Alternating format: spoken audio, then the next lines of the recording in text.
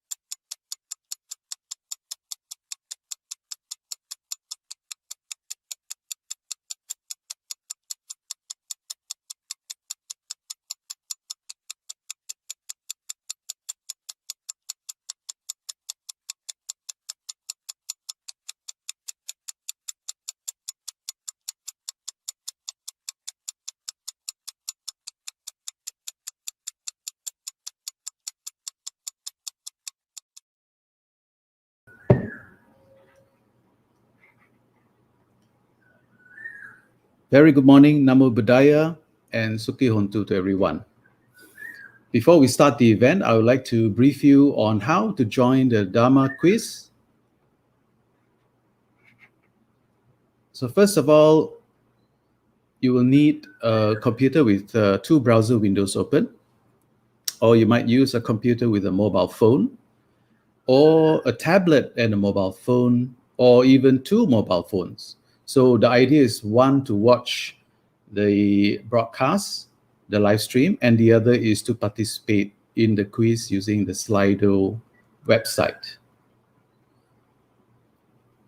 In your computer, open a new browser window and go to the link below. We have shared this link in the comments, so if you look for it, you can click on it straight away. In your mobile phone or tablet, open a Chrome browser and key in the address as Slido, SLI.do. Enter the quiz code, which is 11224, and then click on the green arrow. Enter your name. This will be the name shown in the leadership board, so do enter your name as you would like it to appear, and then click or touch the green join button.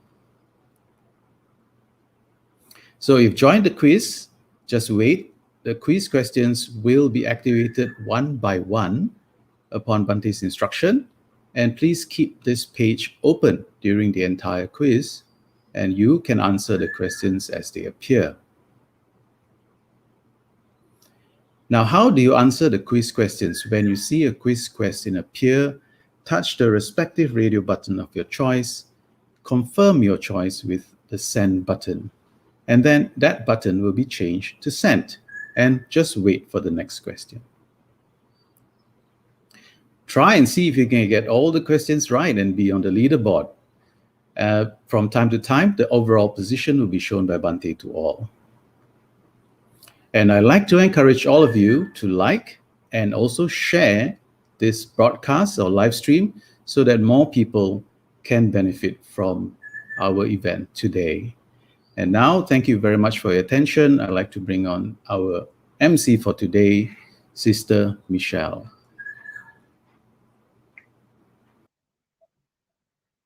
Sukhi Hontu, brothers and sisters, greetings from Sasanaraka Buddhist Sanctuary. Welcome to Interactive Metta Quiz with Āyasmā, Ariyadhammika. Good morning.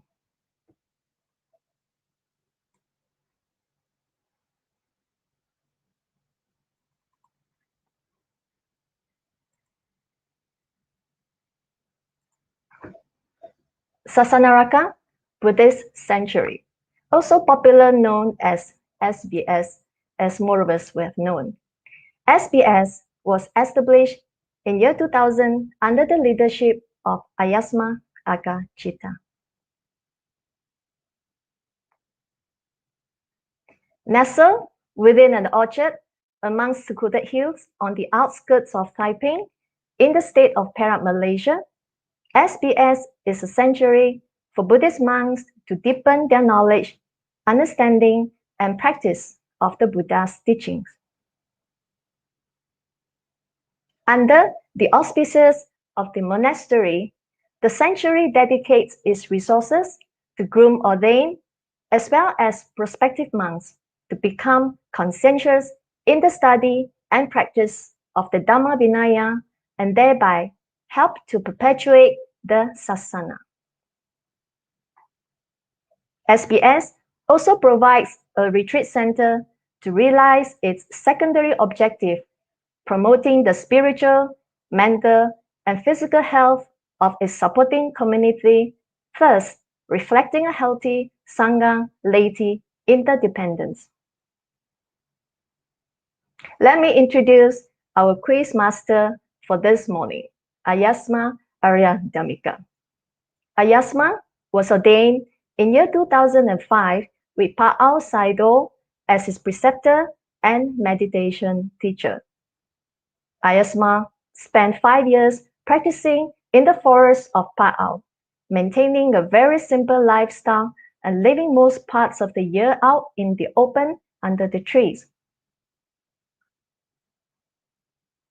Āyasmā then went to seek out other teachers in Myanmar and was initiated into the meditation techniques of Mogok, Mahasi, Sri Wumin U Tejaniya, and Sunun. For the next several years, he was in Thailand, Sri Lanka, and Malaysia. From year 2013 to 2015, Āyasmā visited SBS, studying Pali, Sutanta, and the Vinaya under the guidance of Āyasmā Agachita Mahathera. In 2018, Āyasmā Ariyadhammika generously made himself available for taking up a formal position which is dedicated to offer support and guidance to fellow monastics. Āyasmā kindly accepted SBS request to take over the role of Sangha Nayaka, which is the leader of the Sangha at SBS Monk Training Center. Āyasmā is also the Deputy Spiritual Director of the SBS Management Committee. Okay, brother and sister, let us put the palms together to invite Bhante to lead the taking of 3 refuges and to administer the 5 precepts.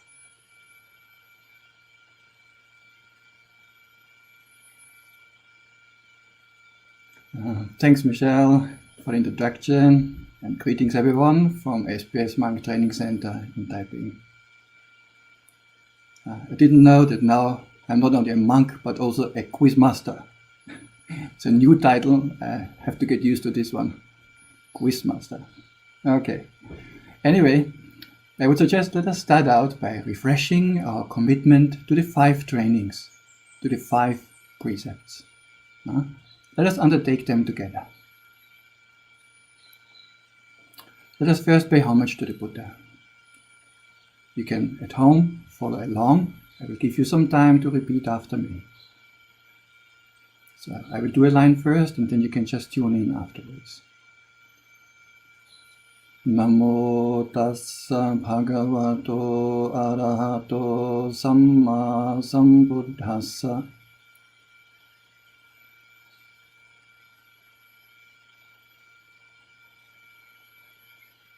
Namo tassa bhagavato arahato samma sambuddhassa.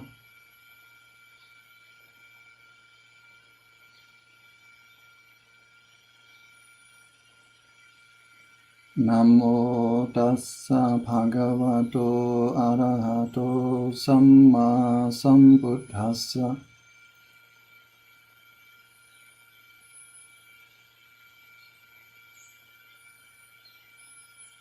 Next, let us take refuge in the Buddha, the Dhamma, and the Sangha. Please repeat after me. Buddhaṃ saraṇaṃ gacchāmi. Dhammaṃ saraṇaṃ gacchāmi. Sanghaṃ saraṇaṃ gacchāmi. Tutiyampi buddhaṃ saraṇaṃ gacchāmi. Tutiyampi dhammaṃ saraṇaṃ gacchāmi.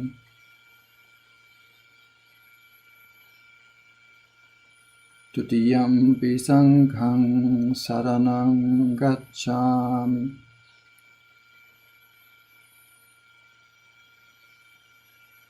Tisarana kamanang nittidam hamapante. Next, let us undertake the 5 trainings. I think you're all familiar with the 5 trainings. You can also see on the side the English translation, or a little bit below, but we will do it only in Pali together. Okay? So the first one is the training to refrain from killing, then from stealing, sexual misconduct, then from lying, and lastly from intoxicants or drugs that lead to heedlessness. Please repeat after me.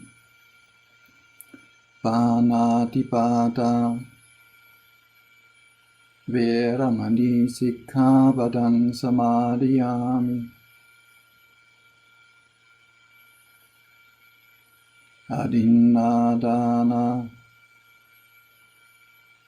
Veramani sikkhapadang samadhiyami.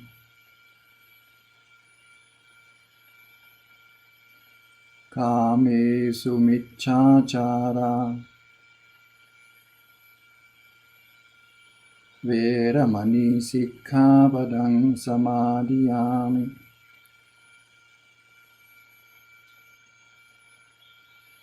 Musāvādā Veramani sikkhapadang samadhiyami. Surameraya Maccappamaratthāna Veramani sikkhapadang samadhiyami. Appamadina sampadita. Sadhu, sadhu, sadhu.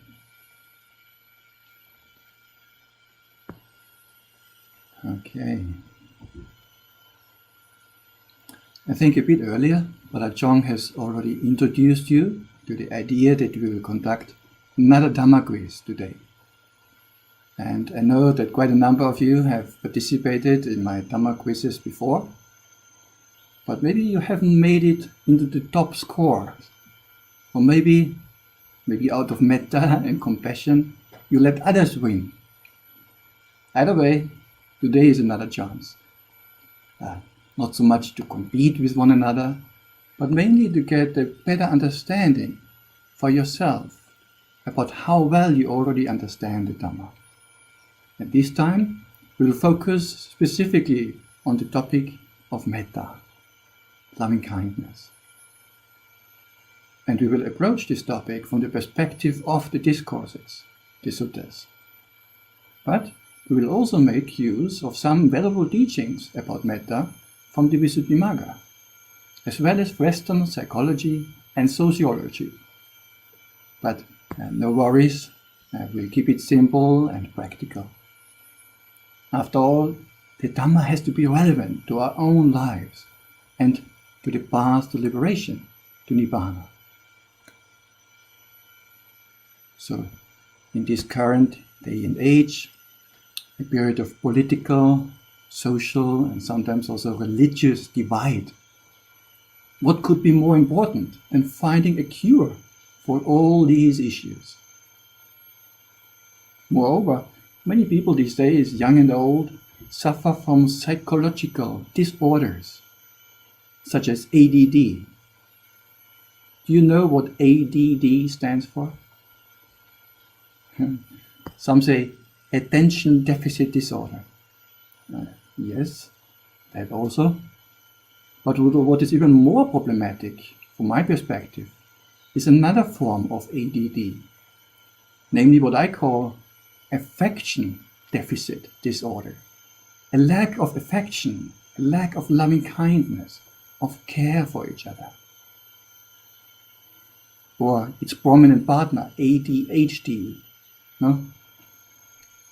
I'm not speaking about attention deficit and hyperactivity disorder, but here I'm speaking about affection deficit and humility disorder. So it's the same acronym, but a little bit different meaning. It is because of a lack of empathy and humility that we face so many problems in our lives, don't we? Both on a small scale, as well as on a large and even on a global scale. That's why we should vaccinate ourselves with metta and make ourselves immune from anger, ill will and hatred.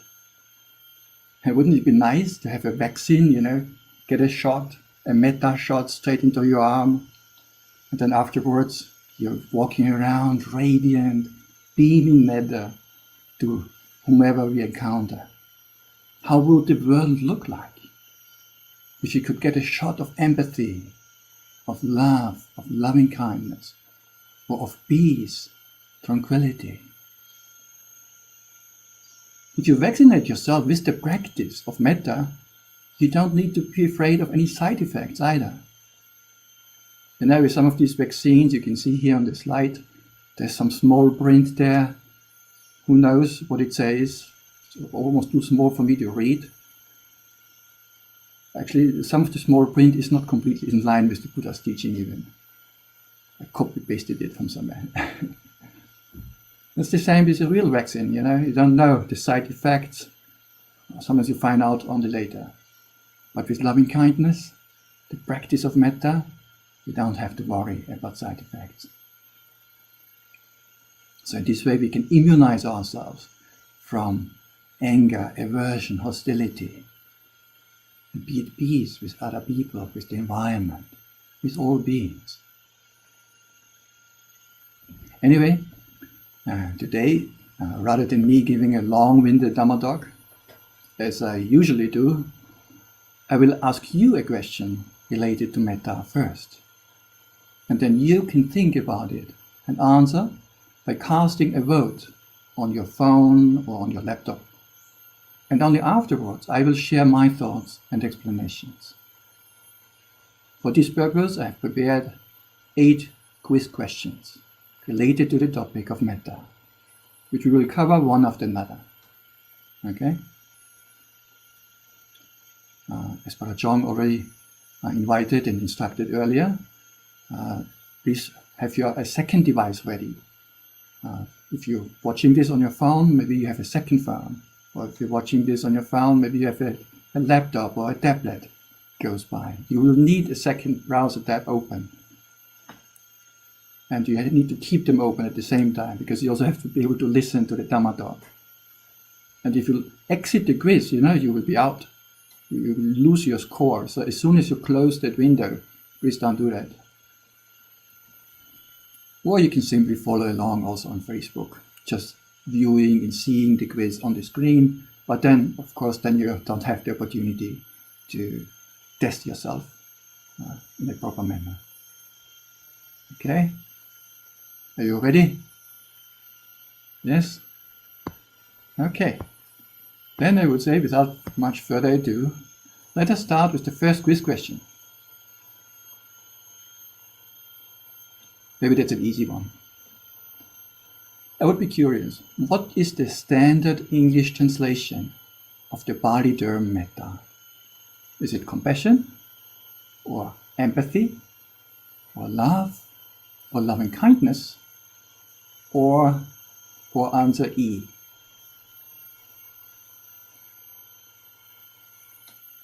A, B, C, D, or E. So now is the time for you to vote. Take out your phones, your tablets or your laptop. Key in Slido the answer. Usually will give you something between 20 and 40 seconds. Around half a minute. So this is a short question. Maybe it's quite quick to answer. But for some of the other later questions, you also have to be quick.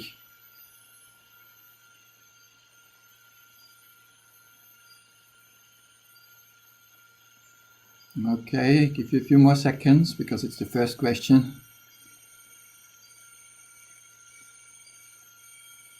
Okay, you can see still votes coming in. Finish off. 5 more seconds. 4, 3, 2, 1. Okay. Let us see how you have voted. 89% of you have voted that loving kindness is the correct translation for metta, the established translation. Well, that's a large majority. And then a few have said compassion and some have said empathy. Let us have a look whether the majority is right. It's not always, but sometimes it is. It's correct. Loving kindness is indeed the correct translation of metta. So what is loving kindness? Well, to keep it simple, loving kindness, you can say, is the wish for the happiness of others. You want other people to be well and happy. From the bottom of your heart, you wish for their welfare and happiness. That's what we mean with loving kindness. Very simple. And there's a small difference actually between loving kindness and compassion. Sometimes these terms are mixed together. Loving kindness, as I just said, has as its object a person who is happy, or whom you imagine in your mental eye to be happy and well, maybe even smiling. Whereas compassion has as its object a person who is suffering. It could be suffering from physical ailments, or discomfort, or sickness, or mental problems, anything. So with compassion, with karuna, there's the wish more, may you be free from suffering. Whereas metta has a person in its happy state as its object. So this is a small difference between metta and karuna, loving kindness and compassion. Wow, 89% had the answer correct. Maybe my questions are too easy for you. Well, let's see. Second question. What is the difference between loving kindness and ordinary love? Bhima. Is there a difference? What is the difference? Answer A, metta is stronger. Or answer B, metta is cheaper. Or answer C, metta is free from attachment, love is not. Or answer D, they are actually only different in letter, but refer to one and the same thing. What do you think? Now it's time to cast your vote.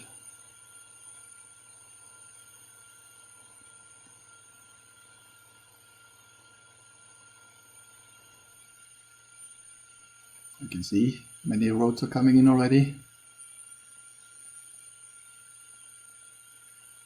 Whoa. I can already see a little bit the results. A very clear vote. Very clear majority, it seems.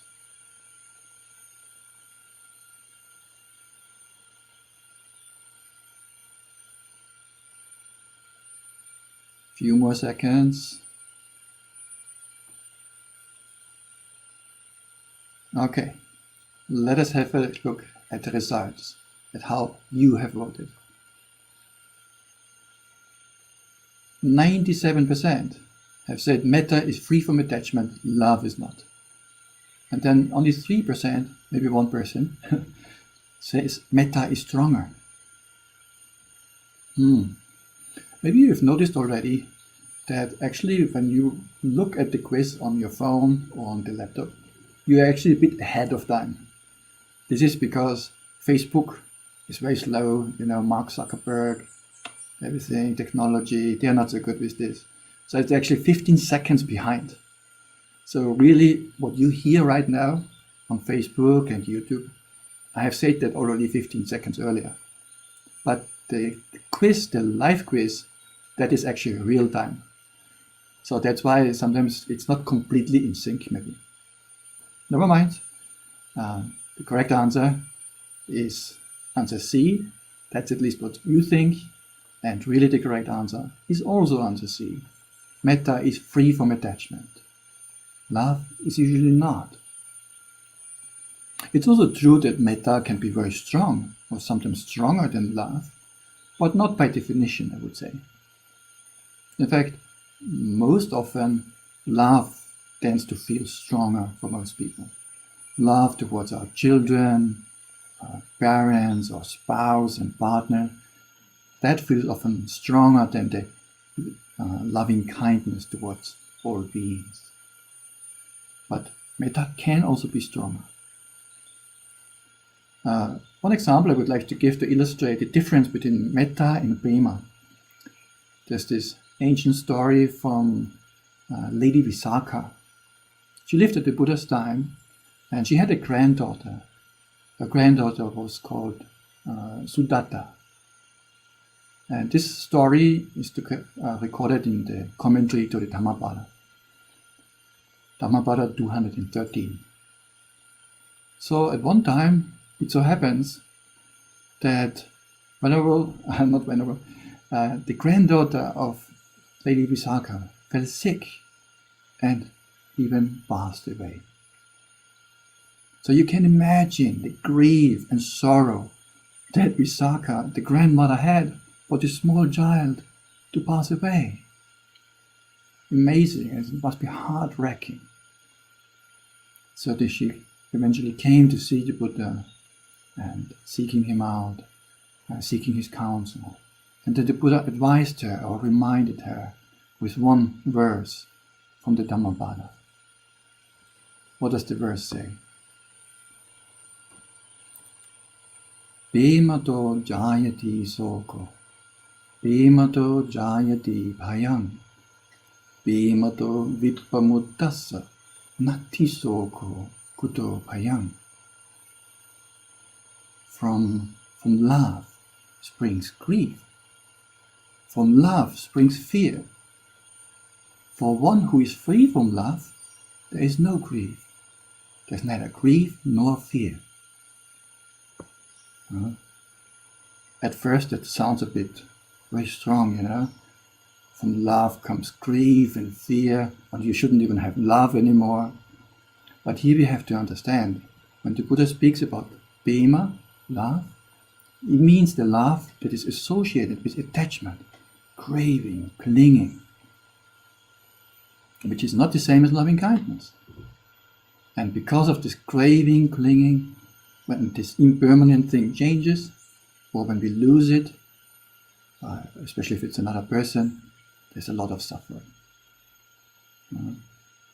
Whereas loving kindness also has this feeling of warmth, of unity with other beings, but it does not come with this attachment. And that's what makes it so much more of a wholesome quality. And loving kindness also does not distinguish between a dear person, a neutral person, and an enemy. Loving kindness at its high stage doesn't have these boundaries. It's not limited only to family or friends. Metta should be universal. Therefore, usually in the suttas, when the Buddha explains how to spread loving kindness or how to practice metta meditation, there's a stock phrase that we often find in the suttas. For example, Majjhima 99 in the Subha Sutta. I'll give you just the English translation. So one spreads loving kindness in this way. I will pervading 1/4, one direction, with a heart imbued with loving kindness. Likewise the second direction, like north, east, south, west. Likewise the third, likewise the fourth. So above, below, around and everywhere, and to all as to myself, I will abide, pervading the all-encompassing world with a heart imbued with loving kindness, abundant, exalted, immeasurable, without hostility and without ill will. Very beautiful. So you see here, the Buddha doesn't say, doesn't distinguish between a dear person, your close friends, for those whom we have a lot of metta and love and care, but then we forget about the others. No, it goes in all directions, north, east, south, west, above, below, all everywhere.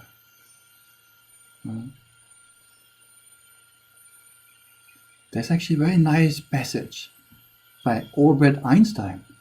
Yeah, maybe you are as surprised as I was when I first encountered it. He wrote a small essay, a small paper, and it's titled The Optical Delusion of Consciousness. So you can see still Einstein speaking about delusions, optical delusion, but of consciousness. What is he saying? He says, a human being is part of the whole, called by us the universe, a part limited in time and space. He experiences himself, his thoughts and feelings, as something separated from the rest, which is a kind of optical delusion of his consciousness. This delusion is a kind of prison for us, still Einstein speaking. It's a kind of like a prison whereby we restrict ourselves to our personal desires and to affection for a few people nearest to us, to our close family and friends. And then comes a very nice part. Einstein says, our task must be to free ourselves from this prison by widening our circle of compassion to embrace all living beings, all living creatures, and the whole of nature in its beauty. So even Albert Einstein discovered that actually compassion should not be limited just to a small circle of individuals, and encourages us to free ourselves from this prison of limited affection. Affection that is limited just to our friends and family members. So what Einstein here says, I think, is very much comparable and compatible also with the description that we find in the Visuddhimagga, one of the Theravada meditation manuals, or actually the main meditation guidebook, which describes in the course of the metta practice the breaking down of the borders, of the boundaries. Which kind of borders are we talking about? It's not about the borders between countries, but about the breakdown of the internal barriers, the walls of the heart. So these are the borders and barriers that we have to break. And Einstein's statement is also very much in line with the Buddha's teachings, because the Buddha also encouraged us to spread loving kindness, to include all beings. Sabbe satta, sabbe bhana, sabbe bhuta. By spreading, now I'm quoting the Buddha, by spreading the metta above, below, around and everywhere, abundant, exalted and immeasurable. So this is the difference between ordinary love or carnal love and loving kindness. I really start to think that my quiz questions are too easy. Now the second question, almost everybody got it right. Let's have a look at number 3. They are not all going to be so easy, don't worry. Maybe this is another easy one. Question number 3. How many benefits of loving kindness are mentioned in the Metta Sutta of Anguttara Nikaya, Anguttara 11.16? 3? Answer B is 8. Answer C is 11. Answer D is 16. Or answer E, 227. So what do you think? How many benefits are mentioned in this sutta in Anguttara Nikaya? 3, 8, 11, 16, or 227?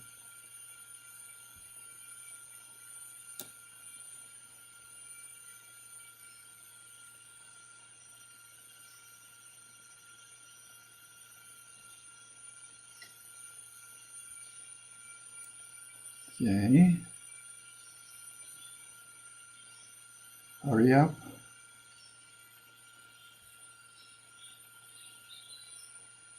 Few more seconds.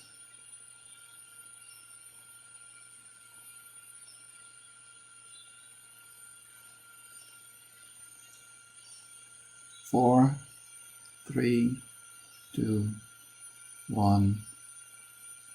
Oh, still votes coming in. Okay. You have voted, the majority has voted for answer C, 11 benefits. But there are also quite a number of people for answer D, 16 benefits, and also some for answer B, 10%. This time not everybody will be right. I'm sorry. What's the correct answer? Answer C, 11 benefits are mentioned in this sutta. In fact, there was a small hint for the correct answer already in the question. Maybe some of you have seen it. Okay? The hint in the question is this. You see, it says, in the Metta Sutta of Anguttara Nikaya, AN 11.16. If you're familiar with the Anguttara Nikaya, which is a book where the suttas are sorted according to the number of items that they contain. So you have many suttas sorted, for example, the 3 things of that. Sila, Samadhi, Panya, or the 3 factors of a great man, or the 3 people who you should avoid. Many suttas, book of 3. Then many suttas, book of 4, 5, 6, 7, up to 11. So when you see AN, Anguttara Nikaya, means numerical discourse in English. 11.16, the number 11 tells you it's in the book of 11s. So most likely the list that is mentioned here, meaning the benefits of loving kindness, will be 11, because that's how these suttas are sorted. And then number 16 just means it's the 16th sutta. But maybe some people of you have been misled by the number 16, because I can see that also a few people have voted for 16. So maybe you've looked at the number, but you've taken the wrong number. Very sorry. By the way, small bonus question. Where does the number 227 come from? No. That is also a lucky number. Especially for the Buddhist monks, maybe. That's actually the number of monks' rules that we have in the Bhikkhu Patimokkha. The rules that we recite every 2 weeks, these are the 227 rules. So most monks, or every monk basically, knows the rules, and many of us, we memorize it even by heart in Pali. Okay. No? This question was not so easy. Let us see with the next one. Next question. Which is not a benefit of cultivating metta, according to Anguttara 11.16? So now we're talking about the previous sutta, and there are 11 benefits given, but one has been added. Now it's your job to find out which is the wrong one. Which one is not a benefit of cultivating metta? Answer A. One sleeps well, awakes well, and has no bad dreams. Answer B. One is dear to human and non-human beings. Or C. The devas protect you. Or number D. Also quite practical. Neither fire, poison, nor weapons can harm one. E. One is never again reborn in the 3 lower planes of existence, like the ghost, animal, and hell realm. Or F. One's mind gains concentration quickly. Is this a benefit of metta? G. One's complexion is bright. H. One dies unconfused. Or answer I. If penetrating no higher, one will be reborn in the Brahma worlds. Maybe you could become an Arya or an Arahant, who knows? But if penetrating, if advancing no higher, one will be reborn in the Brahma worlds. So which of them is not? Right? The question is, which of them is not a benefit? It's only one. All others are. No, I can see the answers coming in. Interesting. much more evenly distributed.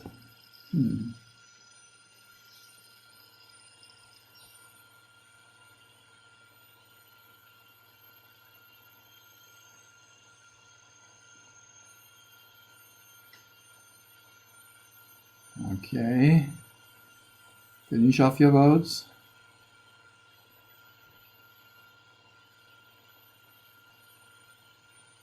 Time is running out.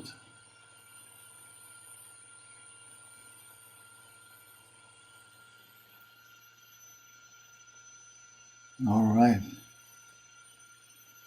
Let us see and have a look at your results, of how you have voted. The not even majority, but most of you, of us, have voted, 45% have voted, one is never again reborn in the 3 lower planes of existence. You believe this is not the case. Then, who is number 2? If penetrating no higher, one will be reborn in the Brahma worlds. Don't know whether you can see this. I have to scroll down here. So you can see here, if penetrating no higher, one will be reborn in the Brahma worlds. Got 22% of votes. And then, neither fire, poison, nor weapons can harm one. Well, that doesn't sound very realistic, is it? So also, quite a few of you have voted for this one. Okay, let us see who is right and who is wrong. Correct answer is answer E. One is never again reborn in the 3 lower planes of existence, ghost, animal, and hell realm. Because it is true, loving kindness is very wholesome, and loving kindness does not lead to a bad rebirth. But here it says one is never again reborn in those planes. Never again in samsara. That's a bit much.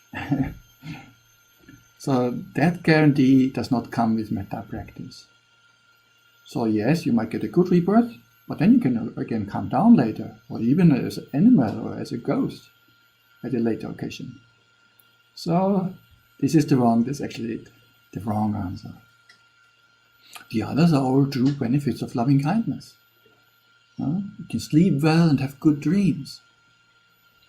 Also, people will like you, because just naturally we feel drawn towards individuals who are radiant with love and care. And you just want to be with such a person. And even animals feel attracted to this kind of individual. It's kind of interesting. Sometimes also even husband and wife, or maybe youngsters, when they meet before getting together as a couple. And sometimes I was wondering, why is this guy always have so many girlfriends, and he always meet somebody new? He's actually not so good looking, I thought at that time. But knowing him a bit better, actually a very good character. It's the beauty that comes from inside. And the same also vice versa. The same for ladies, you don't need to use a lot of makeup to make yourself attractive. It's like the beauty coming from inside, from virtue, from love, from loving kindness, from compassion. People can pick up on that. And even animals, some of the animals. Also the devas may protect you. And another interesting one, that fire, poison, and weapons cannot harm you. This one is correct, but also it applies only at a very high stage of metta. Just now you sit down 3 minutes and do a little bit sharing of metta, radiating metta. There I would not be so sure that this is strong enough to protect you to that degree, that if somebody comes with a sword, you cannot be hurt. We are still looking for volunteers, if anybody would like to try it out. Volunteers are hard to find, but supposedly, according to the sutta, yes, you're invincible during that state. Usually we would say during metta jhana, for example. when the mind is very strong, very focused, very radiant, very loving kind at the same time. Then one's mind gains concentration quickly. Metta is a great support for the practice, for the Dhamma practice, for Samadhi. One's complexion is bright and radiant. And one will die, not a bad death. One will die unconfused. And if one doesn't attain any higher stages, excuse me, then one will be reborn in the Brahma worlds. Also not so bad. Long lifespan at a very pleasant abiding. One that is not mentioned directly is Metta is also the antidote for aversion, for dosa. And these two states cannot coexist in the mind at the same time. In fact, no opposing states, opposite states, can be in the mind at the same moment. So that's why every moment you cultivate metta, loving kindness, the mind cannot be jealous or have anger or aversion towards another person. So the more we cultivate that quality, the less what other people say, or sometimes when people are a bit rude, it does not touch you anymore. It's like a lotus flower, you know? All the rain and water rains on it, it just burls down. It doesn't stick on it. So you can let those things burl down from your surface. Don't take it up. So that's how the metta vaccine protects you. So you do that in advance, it protects you, and then whatever happens when you have encounters with others, it doesn't affect you so strongly. There's a nice quote from the Samyutta Nikaya, which I would like to share with you. Samyutta 10.4, Manipadda Sutta. One whose mind, all day and night, takes delight in harmlessness, who has loving kindness for all beings, for him there is enmity with none. Let me repeat. One whose mind, all day and night, basically is practicing night and day, takes delight in harmlessness, not being cruel, who has loving kindness for all beings. For him there is enmity, he has no enemies, there is enmity with none. Very nice.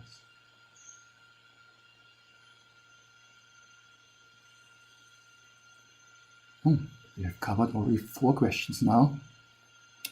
I'm curious now. I'm curious to find out whether we already have a leader or who is in front. Let us together have a look at the leaderboard. It's not the final. We still have 4 more questions to come, but probably we already have somebody top 5. Let us have a look. So if you have voted and participated directly in the quiz, then your name will show up here. Number 1, wow, CK, 4 out of 4 questions correct.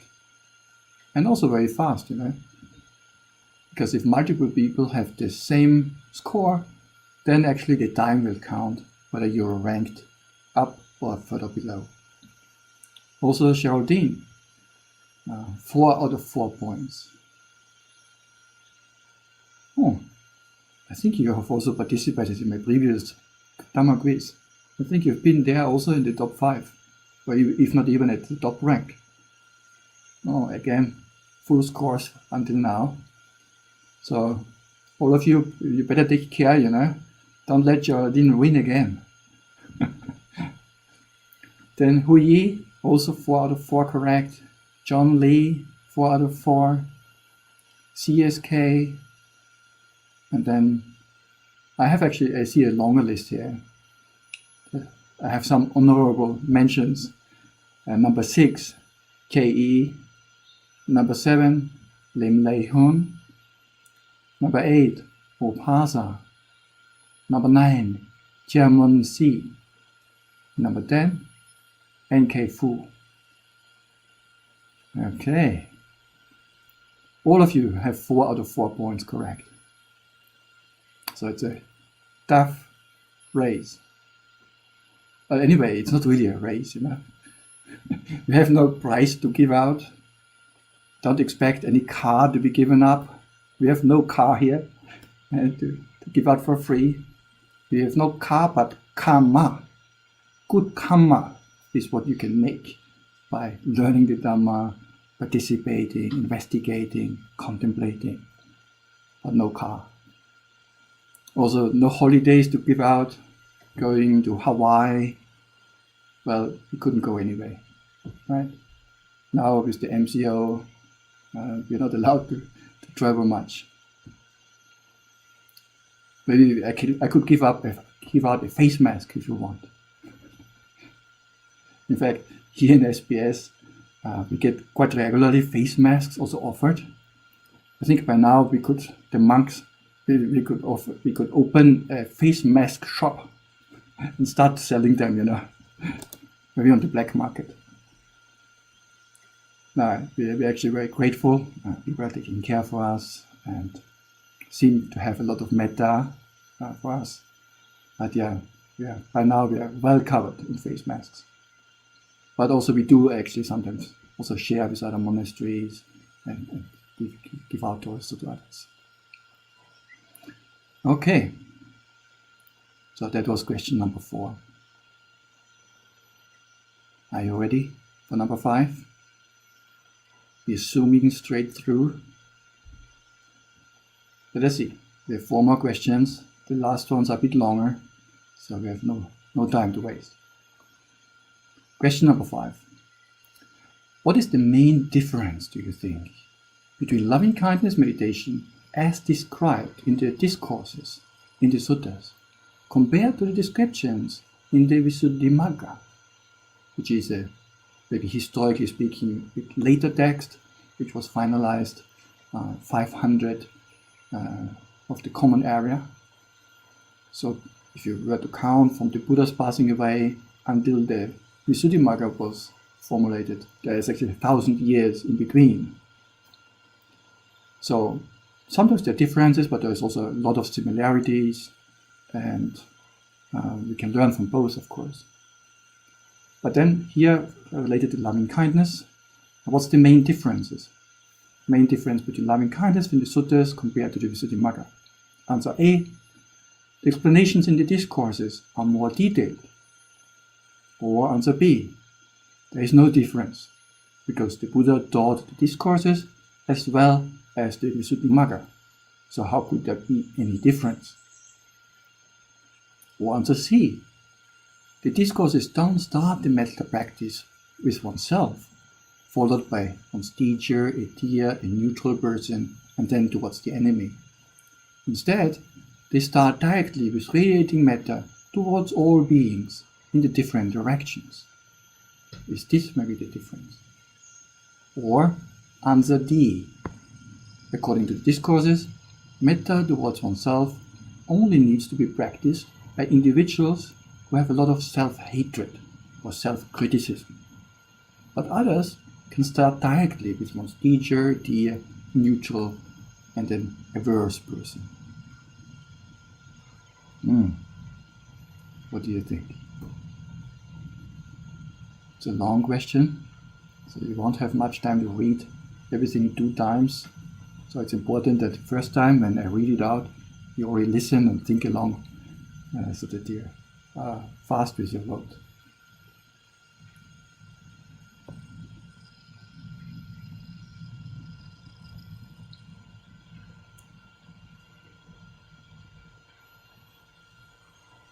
A, B, C, or D.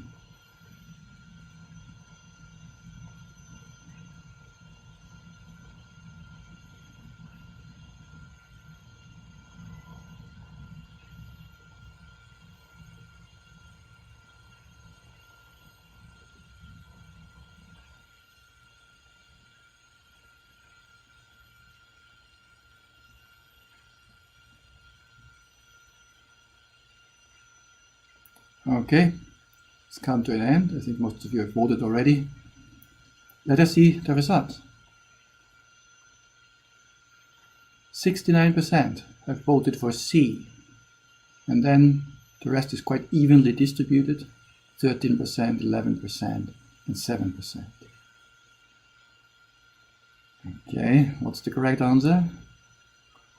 The majority is correct and right again. Answer C. Indeed, interestingly, in the suttas, there's no description that you should start with metta towards yourself first. Nor is there a distinction made between the teacher or guide and then afterwards towards the dear person, neutral person, and then an enemy. But metta is done without distinction in all the directions. Oh.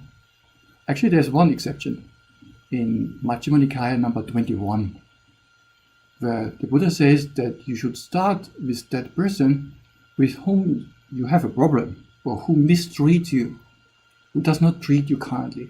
Starting with him, you should share the metta. And then you also distribute it in all directions. Let me read out a short passage, the sutta from Majjhima 21. Because this is also a good guideline for our own life, a very valuable guideline here. Bhikkhus, there are these 5 courses of speech that others may use when they address you. Their speech may be timely or untimely. Sometimes people don't find the right moment, and then you're in the middle of something and somebody says to you something, criticizes or gives some feedback. Sometimes it's timely, it's the right time, sometimes it's untimely.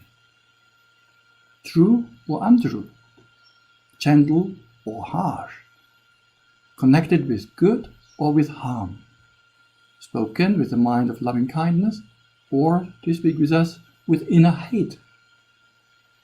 Herein, because you should train thus. So now comes an instruction for how the monks should train themselves. Our minds will remain unaffected, and we shall utter no evil words. We shall abide compassionate for their welfare, with a mind of loving kindness, without inner hate. We shall abide pervading that person with a mind imbued with loving kindness.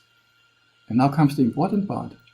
And starting with him, we shall abide pervading the all-encompassing world with a mind imbued with loving kindness, abundant, exalted, immeasurable, without hostility and without ill will.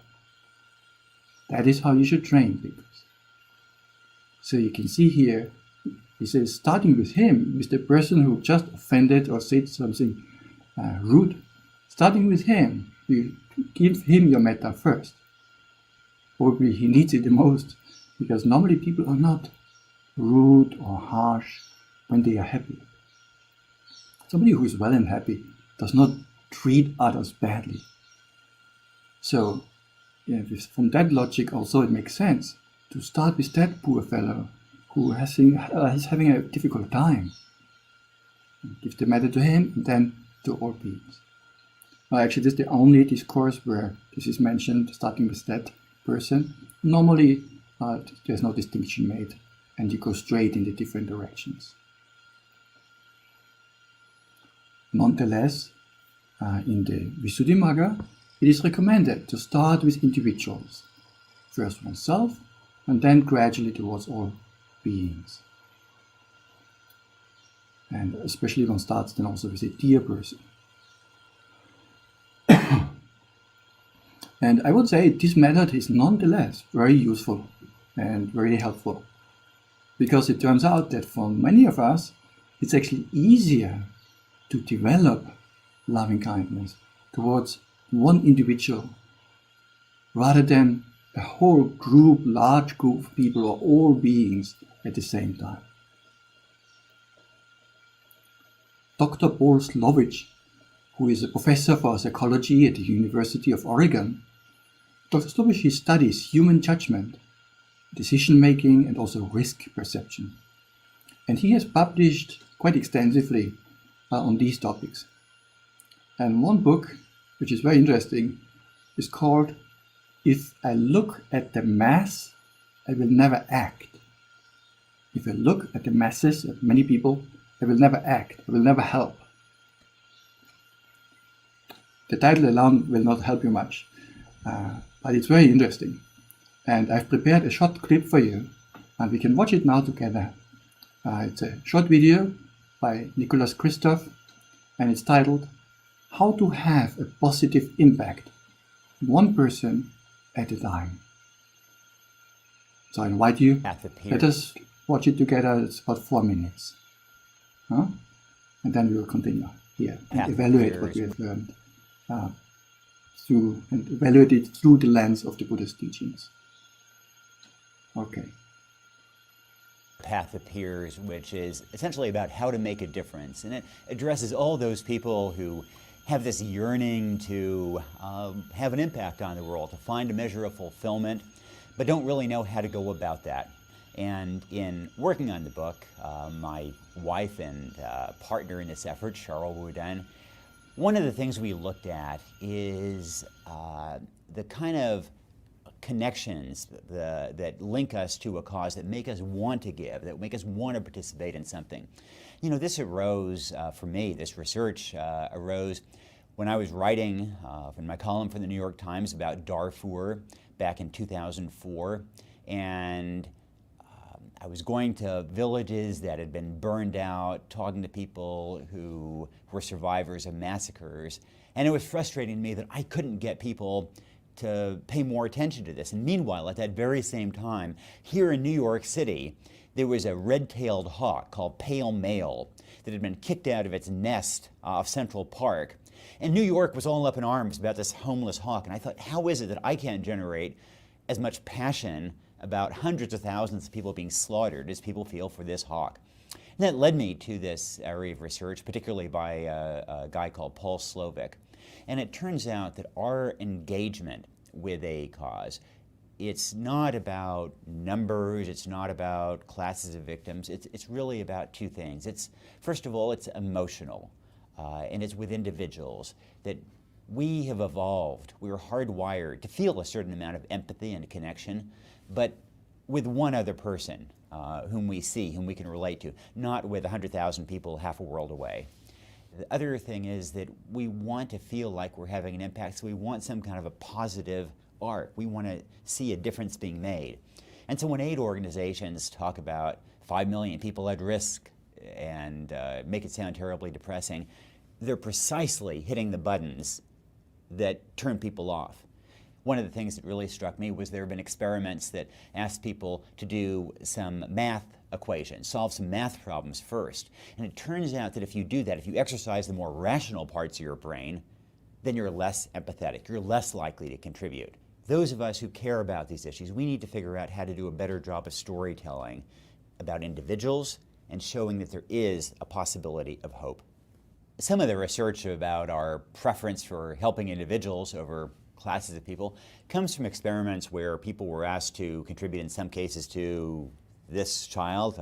One that was used was Rokia, a girl from West Africa, versus a large group of people, millions of people suffering malnutrition in Africa. And of course, everybody wanted to contribute to Rokia, to that girl. They wanted to help that girl. They didn't really care about millions of people being malnourished. But what was striking is that, even though we, I think, intellectually know that, one death is a tragedy and a million deaths is a statistic, that the point at which we begin to be numbed is when that number, when n equals 2. The moment you added not just Rokia, but had a boy next to her and said, you can help these 2 hungry kids, then people were less likely to contribute than if it was just Rokia. Likewise, people are less willing to contribute to a fund to save kids from cancer if the same amount of money is going to save not 1 life, but 8 lives. It really is this bias to help an individual. So we have to figure out, obviously the needs are vast, and so we have to figure out how to open these lines of communication to move people at an emotional level to help an individual, but then use that empathy then to broaden and to serve so many other people who need help.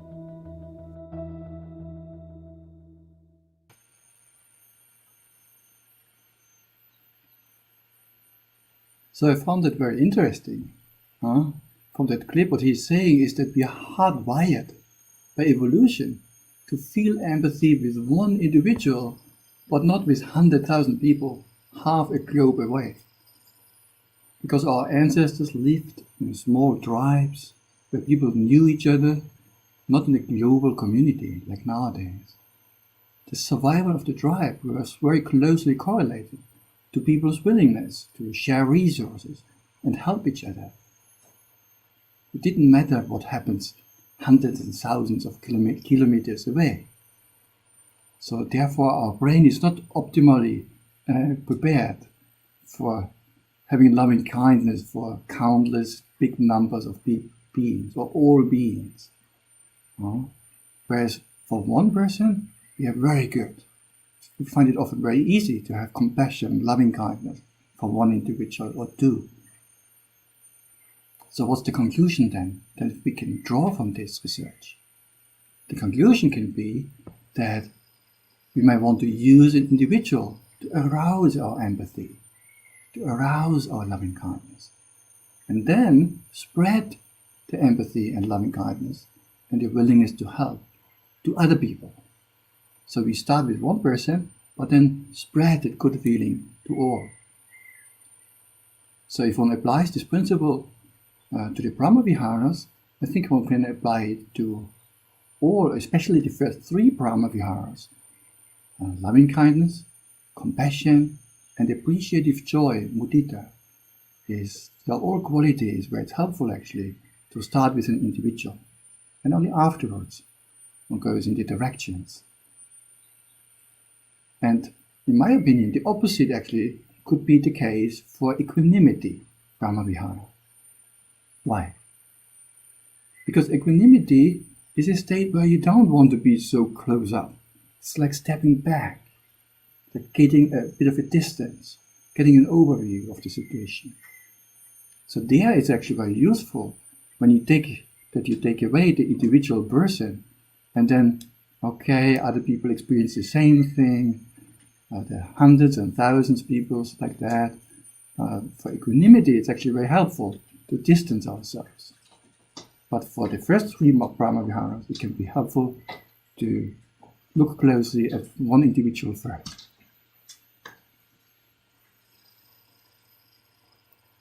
So in this way, we can actually make use of these findings from psychology and sociology to support our Dhamma practice and to inform our practice.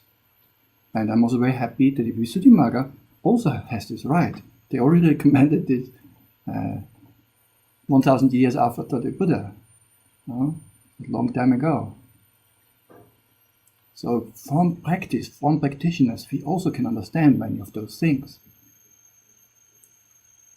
Speaking about modern science, let's have a look at the next question.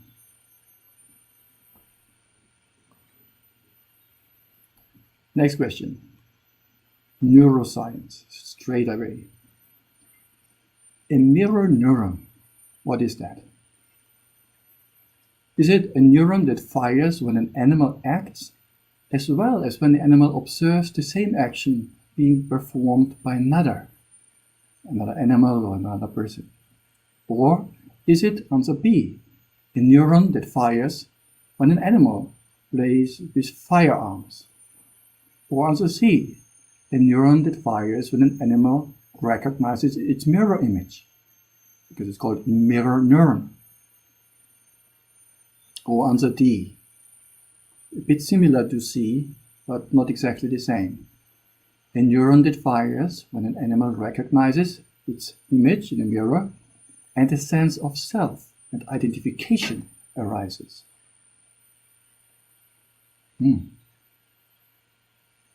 What are these mirror neurons?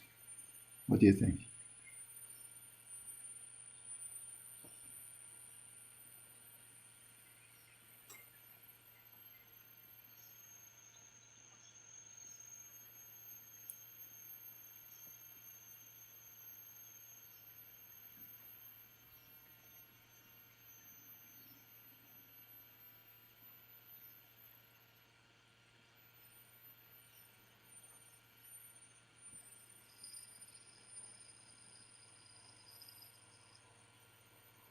few more seconds. 5, 4, 3, 2, 1. End of your votes. Wow, that's a close race between answer A and answer D. Almost equal. 48% for A, 47% for answer D. Good to see. Not everybody will be right this time around. Answer A is correct. A mirror neuron is a neuron that fires when an animal acts, as well as when it sees and observes the same action being done by another person or another animal. In fact, in the 1980s and 1990s, the neurophysiologists, they had placed electrodes in the ventral premotor cortex of a monkey to study the neurons that are specialized for the control of hand and mouth actions. For example, when the monkey takes an object like a banana and twists it and turns it, certain neurons get activated in the brain. They could measure that. And during each experiment, the researchers allowed the monkey to reach for pieces of food and recorded from a single neuron in the brain of the monkey the measuring and the response to these movements. And they found out that some of the neurons, they would respond not only when the monkey himself picks up the food, but even when the researcher goes to the table and takes the banana away or does something with the banana. In fact, they found out about this by accident. And that the researcher was going there, and then the others looked at the screen and said, hey, the neuron is still firing. It's firing again now. Even though the monkey is not doing anything, it's just looking at the researcher taking the banana or whatever it was away. So it's quite kind of interesting. And then later they did also experiments with human beings, but of course not on single neurons, because it turns out that we humans don't like it so much if they open our car and connect it directly with wires, not outside, inside. So we humans, we don't fancy that so much. But it seems the monkeys, for whatever reason, are really up for it. Well, most likely they don't have much of a choice. Anyway, eventually they did also imaging experiments using functional magnetic resonance imaging, fMR, that have shown that the human inferior frontal cortex and also the superior parietal lobe, they are active when a person performs an action, but also when he sees another individual performing an action. And that happens also for physical activities, like professional sports people, like a football player. When he plays football, certain neurons get activated, especially the motor regions. But then when he watches football, he sees other players playing football, some neurons, they fire also in his brain that are the same as if he were to play. So in fact, actually, by observing, he gets better at that sport without even doing it. So if you're a little bit like me, a bit lazy sometimes, well, you don't have to do the sport yourself, you just watch it on television. Just watch others doing it. Anyway, a large number of experiments have actually shown that certain brain regions are active not only for physical movements, but also when people experience emotions.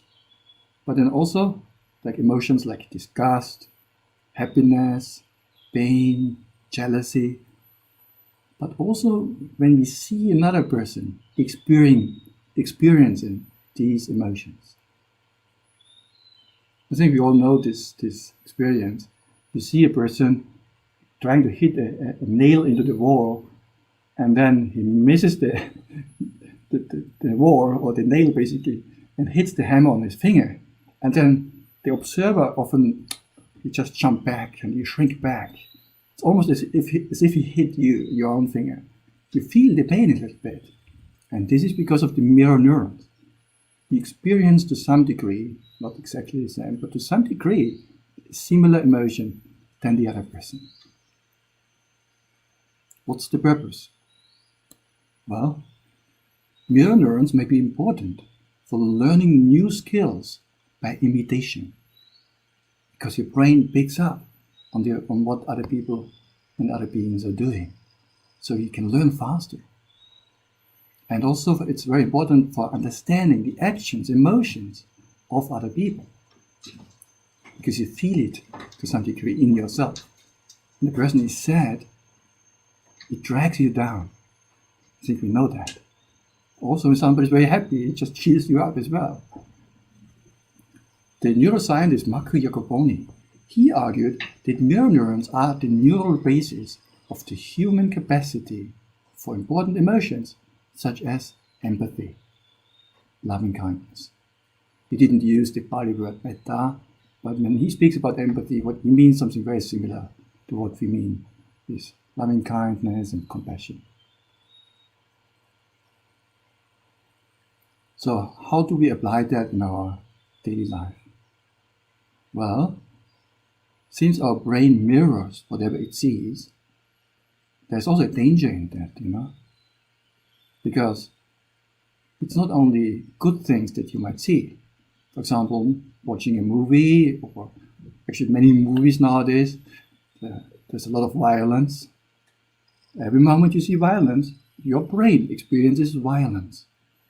It's not the same as doing it yourself, of course, but you strengthen those neural pathways that are associated with violence. Every time you see sexual activity, like in pornography a lot, these desires will become stronger. Or desires for items through advertisement. How much exposure do we want to have to that? So these are things where we can be careful. Or computer games, video games, that often also, especially for boys, they like to play violent games. So yeah, the brain is also playing along.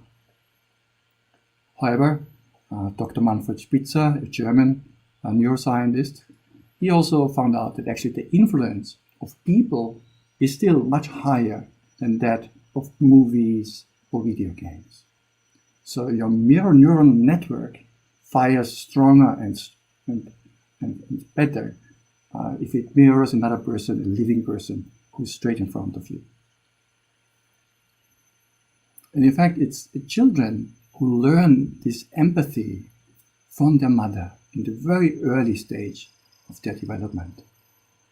And that's why it's so important that children and babies already experience the love and care, particularly of the mother.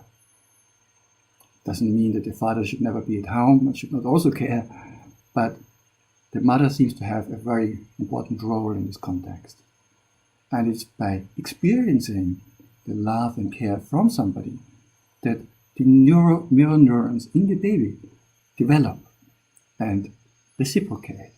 And the child itself develops the ability then later, when it grows up, also as an adult, to have similar qualities. So how do we bring that into our spiritual practice? Well, as I said earlier, it's probably good to be careful and cautious about movies that stimulate or show a lot of violence, or are very stimulating in other areas like advertisement that arouse desires, craving all the time. But also being aware that actually the influence of people is even higher than that of what we see on the screen. Real people whom we meet. So this is not only true on the negative side, but also on the positive side. The Buddha often spoke about kalyana mitta, a good spiritual friend, or a teacher, a guide. If you surround yourself with people who have good qualities, your mirror neuron network mirrors their good qualities, and without actually doing much, you pick up on some of these good traits. So one surrounds oneself with people who are high in empathy, compassion, tranquility, wisdom. Some of that will rub off, hopefully. So I find it very fascinating, actually, how the mirror neurons support also the path, the spiritual path, and how we can make good use of that knowledge, but also be careful, because it can also go the other direction. Okay, I think we have to move on. We have 2 more questions left, and then we will have eventually a winner of our quiz. Question number 7. From a Buddhist perspective, what do you think? Is it in line with the principles of loving kindness and wisdom to foster a child's education with the help of physical punishment? For example, by using a cane. No? Is it in line with the Buddhist principles to wanting to help the child's education through the help of physical punishment? Because sometimes they don't do as they should. What do you think? No. Answer A, no, it's not in line with the principles of loving kindness and wisdom, even if it appears as if it is the only option for dealing with some extremely difficult children. Or do you think, no, corporal punishment is a form of cruelty and should itself be punished by corporal punishment? Because if you do something like that to a child or to another person, you yourself should also be punished in the same way. Just fair. Or answer C. Yes, provided it is done mildly, not overdoing it, while keeping the child's long-term benefit in mind. Okay. This can be a tricky one, I think.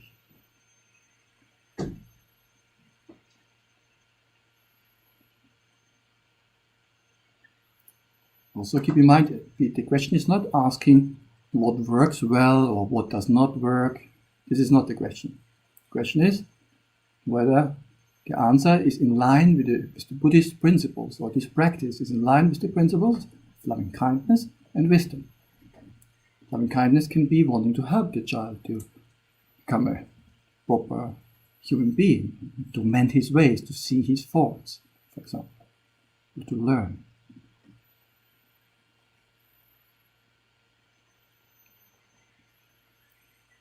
Okay, give you a few more seconds. 5, 4, 3, 2, 1. Okay, let's have a look at the results. Oh, another head-to-head race between answer A and answer C. Almost 50-50.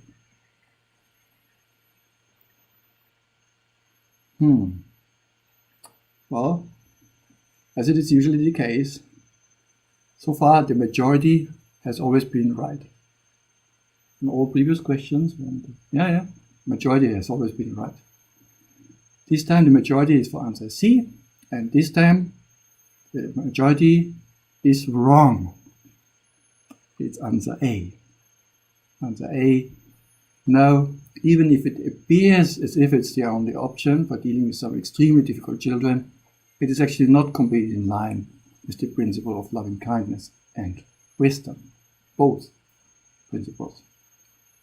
Let me explain a little bit, because I'm sure some of our listeners here may have a different perspective, and that's okay. But let me explain why I think answer A is correct, and why I think answer B and C maybe not. Answer A suggests that even though it appears there are some difficult children, they don't want to learn, they don't want to study, so the parents might want to help them and to want to learn things and grow up so that they will have a proper education and a good job later on. And that can indeed be rooted in loving kindness. But there's a second aspect here, which is wisdom. And wisdom also can include not only wisdom about the Four Noble Truths or three characteristics, anicca, dukkha, anatta. Wisdom also includes things like what is the proper means to achieve a goal? And there the question is this really the best way to achieve the goal of wanting our child get a good education and learn happily and advance in its studies? How will be the future of the child, his own mental development, his psychological development? These are all things that wisdom can contemplate. And there is where I see some problems. We'll come to that a bit later. Let me look at answer B also. Answer says, no, corporal punishment is a form of cruelty towards the child and should itself be punished by corporal punishment. So it's this kind of, if you do this to me, I will do the same to you. Well, you deserve the same treatment. An eye for an eye. So yeah, this also is not a Buddhist principle, even though it's commonly found out there in the world, but it doesn't seem to be rooted in loving kindness, nor in forgiveness, and it might work at times, but that's not exactly the question, you see. It was the question from a Buddhist perspective. And we'll see later what's the Buddha's attitude towards punishment, the Buddha's own attitude. Or answer C, if done mildly, while keeping the child's long-term benefit in mind. Well, often, even if you don't have much experience, or any experience to be honest, but I can well imagine, even if you just do mild punishment, physical punishment, there is still a strong emotion with it. Even if it's not for you, then certainly for the child. And that will have consequences for the child on the long run. And the future development, it's not so clear that this is to the long-term benefit of the child. It's true, maybe he will learn for this one exam, but then he will be afraid of going to school altogether if these things happen at school and the teacher is using physical punishment, or develops fear, or also low self-esteem to home or with his friends. There can be a whole host of negative side effects. Let us first have a look at the Buddha's perspective. Now, well, the Buddha was not teaching much about how to raise children, nor do I think that we monks are the ideal group to ask such questions, because some of us, including myself, we have never had children. However, we can still learn something from the Buddha, because actually he had children. He had monks, and had to deal with all kinds of misbehavior from the monks. And in fact, the monks, when they do something wrong, we also have a procedure of how to do that. What is the procedure? We have to seek out another monk, and then we open up our fault, our wrongdoing, and tell him, oh, I've done this or that. Maybe give an example. The monk, maybe he was so annoyed by a mosquito or an ant, or the ant is swimming in the toilet, and now he cannot flush down his business because there's some ants there, and maybe he just thinks, okay, I flush it down nonetheless. Actually, for monks, this is a venial offense. If you know there's a living being, an animal there, or an insect, you cannot just flush them down knowing that they will die from that. Unless you think they will survive down there, that's okay. So if a monk is doing that, he gets a venial offense. And then he seeks out another monk and makes it open. Then the other monk asks him, do you see your offense? Do you see your wrongdoing? Then he says, yes, I see. Then the other monk says to him, in future, restrain yourself. And he says, yes, Pandey, in future I will restrain myself. That's it. You know? You just confess it, you make it open, and you make it determination, a mental adhitthana, to do it better next time. And then that's all. There are no physical punishments involved, even for the serious offenses. not to speak about the small ones. The closest you can find is maybe there's one group of Vinaya rules that if you infringe on those, there's a little bit of a procedure that follows. Sometimes the rules that have to do with sexuality. For example, one rule is called Sanghadisi. So, in that section, if a monk masturbates, shouldn't do, he's supposed to be completely celibate. This includes abstaining from masturbation. If a monk masturbates, it's not just enough to go to another monk and say him, oh, that's what I did. No, he has to inform the whole Sangha, every single monk in the whole monastery, and he has to do that for a whole week, every day. And he loses temporarily his seniority. He will be the last who receive the food, even if it's already 10 vasa maybe, or 20 vasa, he will have to be at the end of the line. And nobody is allowed to bow to him during that period, during 7 days, for 1 week. And if he has concealed that offense, maybe at first he thought, I won't tell anyone. No, nobody will find out anyway.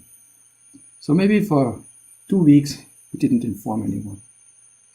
Then he comes to his senses, actually, we have a Vinaya rule here, I want to be a good monk. Then he informs the Sangha. But then, for having concealed it for 2 weeks, these 2 weeks are added to his procedure. So for altogether 3 weeks, he will have to inform every single monk in the monastery every day. And if one monk comes into the monastery in the afternoon and he misses him, and the monk goes again, and the monk didn't know that there's a monk coming, another visitor, then it doesn't count. His observance doesn't count. He has to start all over again. So this is quite strict, but it's still no corporal punishment. So there's a bit of a social stigma involved, I would say. And so it's meant to motivate the monks not to commit these more serious offenses too easily. But there's nothing in the Vinaya also where it suggests that we would physically punish someone.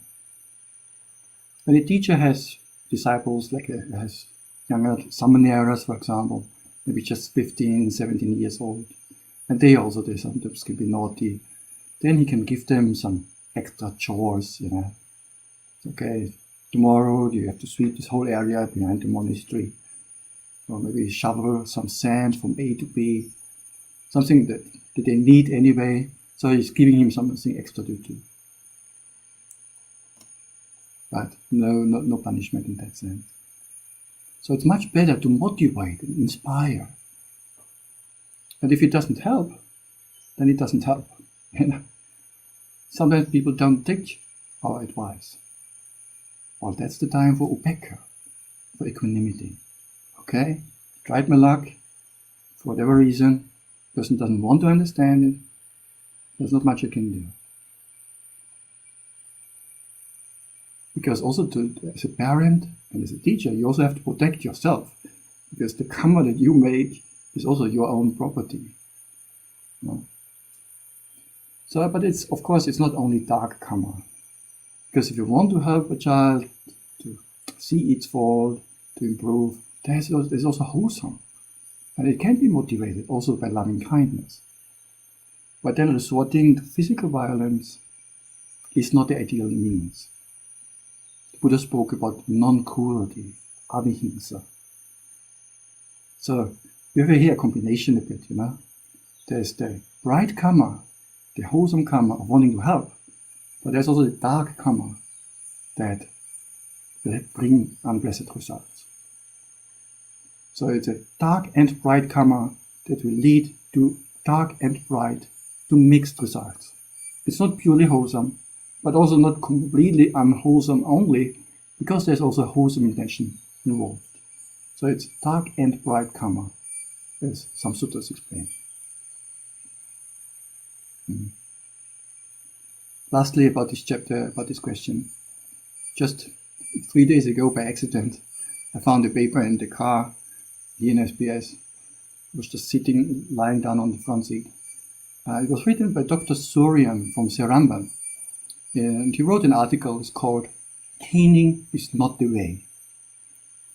And he says there that caning will ricochet, it will backfire on the student's academic achievement and future development, which is actually contrary to the common belief that it will help the child get better at school. And a recent study in the US has shown that in the schools in America, where corporal punishment is the norm, students have performed worse academically than those in states that prohibit such punishment. And more disadvantages have also been pointed out. If a child or a young person is often subject to corporal punishment, it leads to introversion, to fear, also to antisocial behavior. They might themselves become bullies and fighters. There's also deteriorating peer relationships. And they will surely develop strong dislike against authority. So the question is that really worth it? Is it really loving kind to deal or to treat our children like that? It's true they will sometimes not do what we ask them. But as Dr. Suryan concludes, caning is degrading and humiliating. It should be prohibited. Teachers should be encouraged to develop positive behaviors and behavior supports, which have proven effective in reducing the need for harsh discipline. And when nothing helps, that's the time for equanimity. Equanimity does not just mean grinding your teeth and being angry about that but saying nothing. Real equanimity means peaceful coexistence with the unpleasant. So there is something unpleasant, but you make mentally peace with it. Often you cannot change it anyway, so you come to a space of peaceful coexistence, letting go. And maybe at a later time, we can help more actively. Speaking about time, we're running out of time. We have now covered 7 questions. We have only one more left. And I would like to see, before we come to the last question, I would like to have a look at the leaderboard. Whether we have a clear leader already or whether it's still a head-to-head race. Let's just look at that together. Wow. Yes, there have been some changes. Top 5. KE, 7 out of 7. CSK, 7 out of 7. Kylie, 7 out of 7. But then, number 4, CK, 6 out of 7. And John Lee, also 6 out of 7. And then we have some of the earlier people still in the top 10. NK Fu, Opasa, Li Chuan, Kong Meng Shen, and AM. Okay. Some of the names I don't know because I don't know whether it's male or female. Sometimes also interesting. Who knows more Dhamma? The man or the women? Or how many of them are lady? How many are monastics? It doesn't sound like monastics here. Opasa could be, it's probably a monk name. It could also be a nun actually. It's the long A at the end. Yeah, well, it seems that the monks and nuns are not performing high here. So now comes the last opportunity. If you want to catch up, there's only one more question left. Shall we do it? Let's go for it. Last question. What is the relevance of metta on the path to liberation? Number A, first one. Since metta is one of the 10 perfections, the 10 paramis, it is absolutely essential on the path to liberation. Otherwise, only 9 perfections would be fulfilled. Or answer B, the practice of metta only leads to rebirth in the Brahma worlds, but cannot be used for vipassana practice, since it deals with concepts like people or beings to whom we send the metta, rather than ultimate reality. It is therefore not absolutely essential on the path to liberation. Or answer C. Regular practice of loving kindness can function as a support on the path to liberation, but is not a necessary requirement.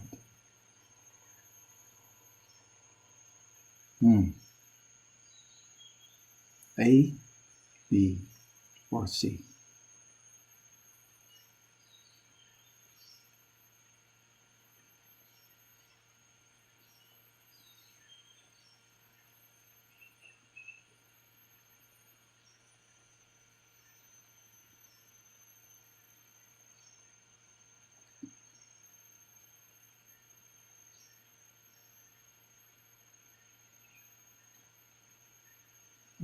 Okay, finish off your votes.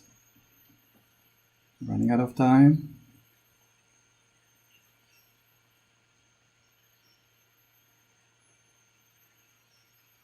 Few more seconds.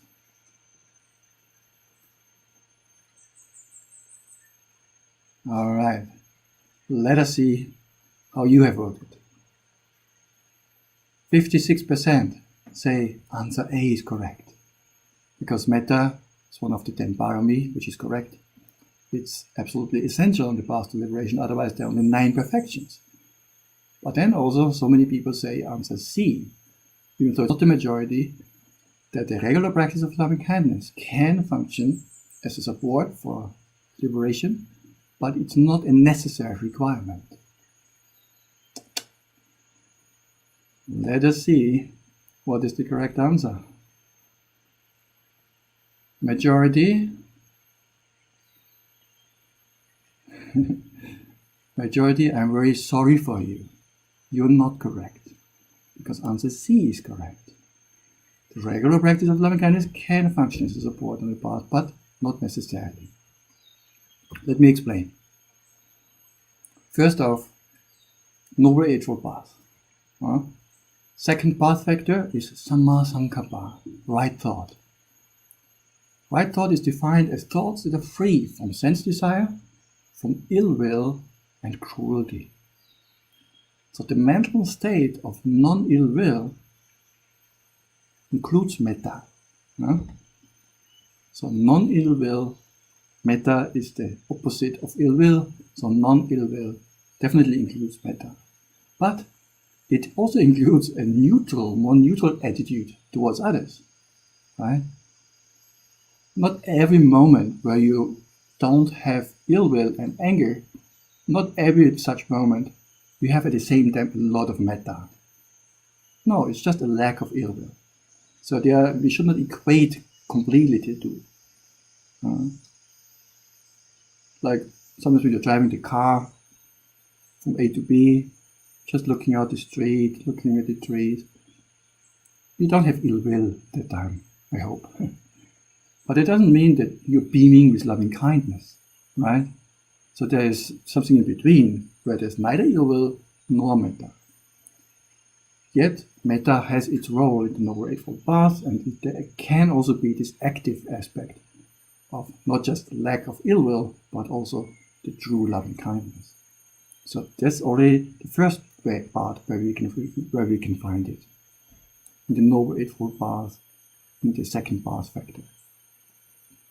But I would also like to show you some suttas where you can more clearly see the potential for metta on the path to liberation. But before we do that, I would like to just a few words. We see the quote already, it's okay.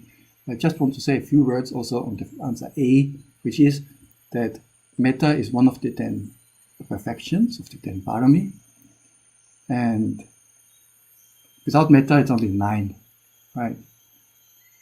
Which is true. The thing is, there's no sutta where it speaks about the 10 parami. Nor is there a sutta, not even the commentaries, would say that the parami are necessary to be fulfilled if you only want to get liberated. But they become very important, supposedly, on the path to become a future Buddha.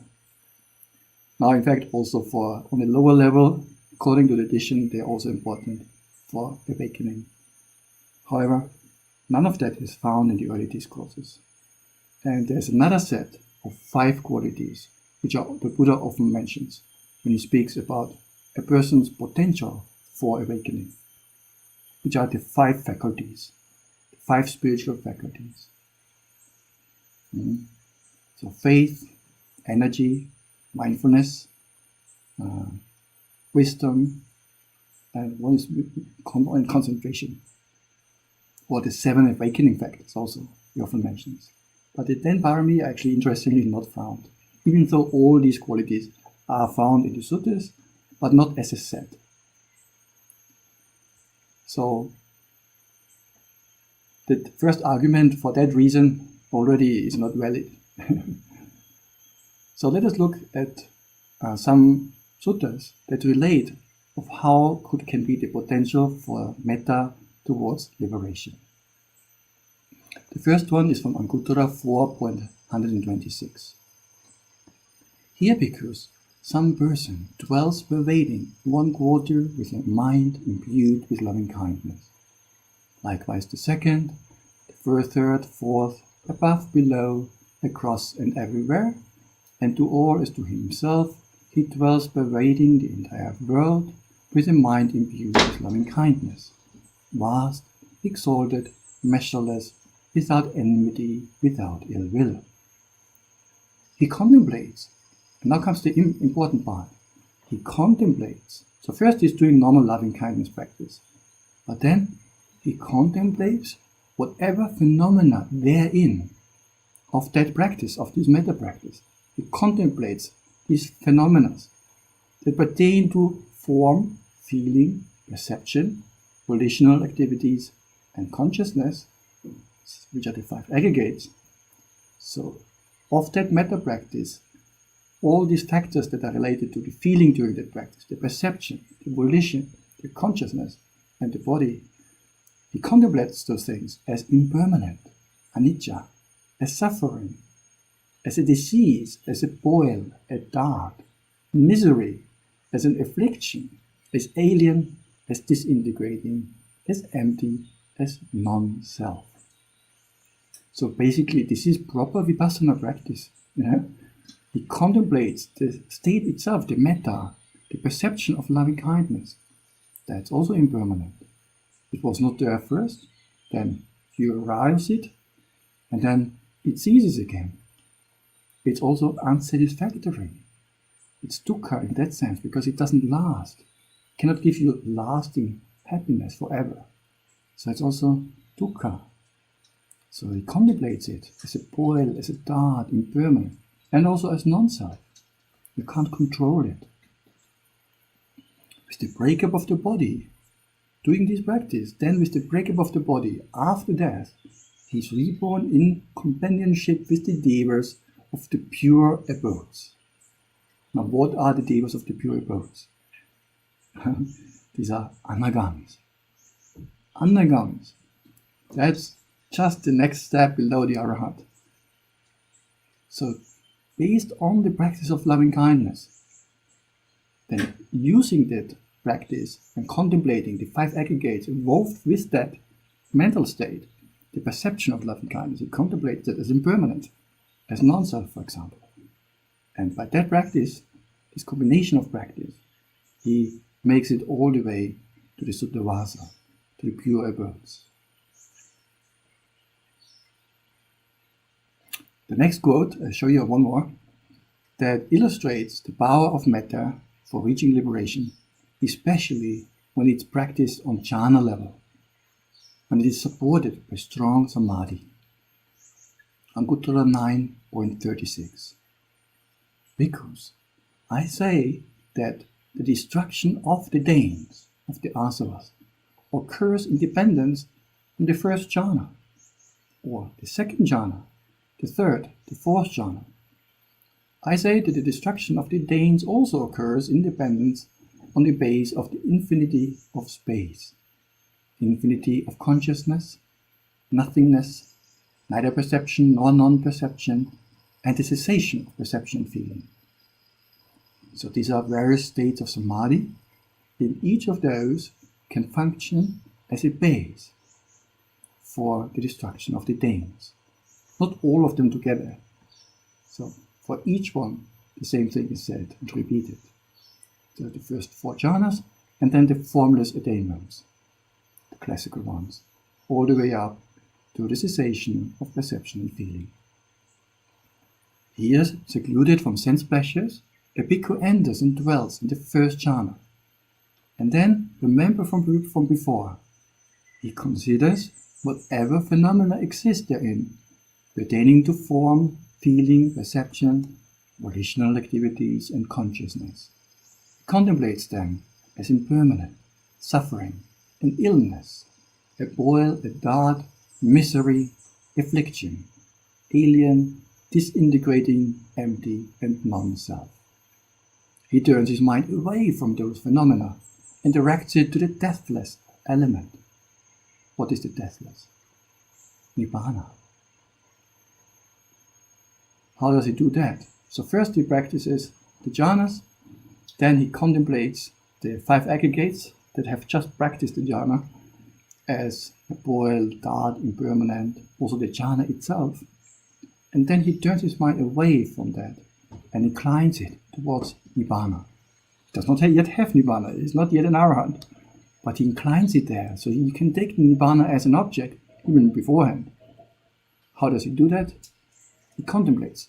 This is peaceful, this is sublime, the stilling of all activities, the relinquishing of all acquisitions, the destruction of craving, dispassion, cessation, Nibbana.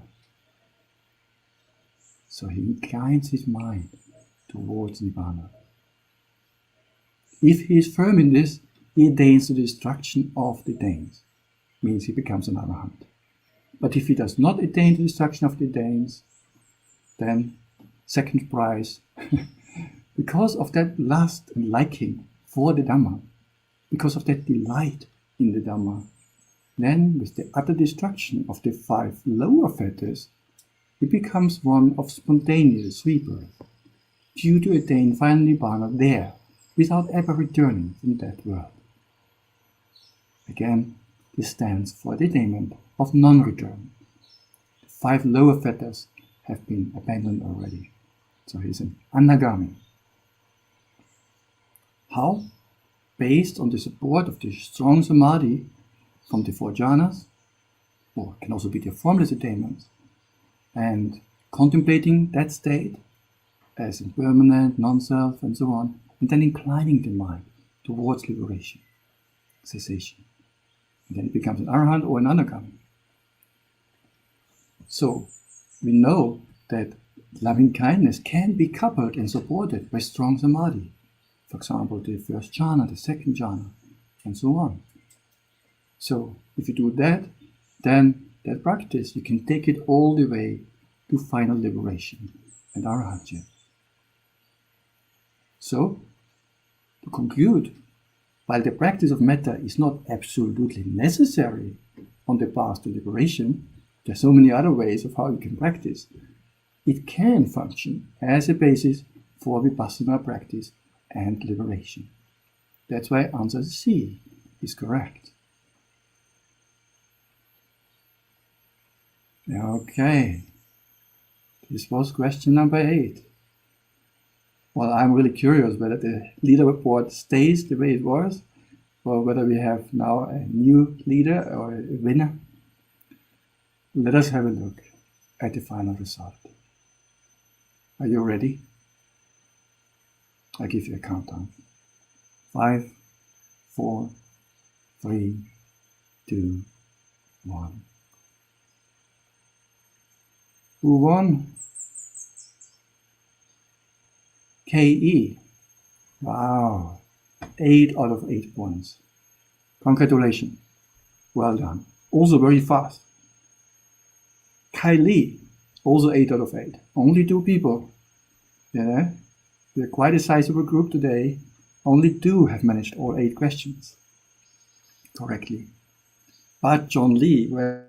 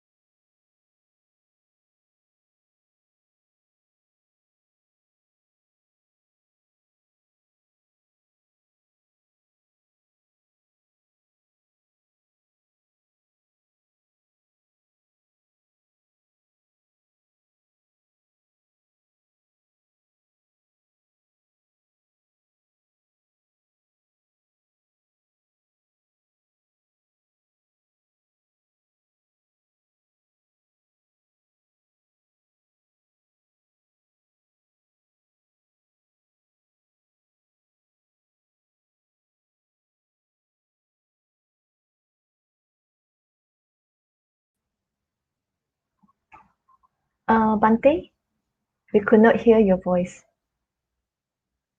Okay, thank you.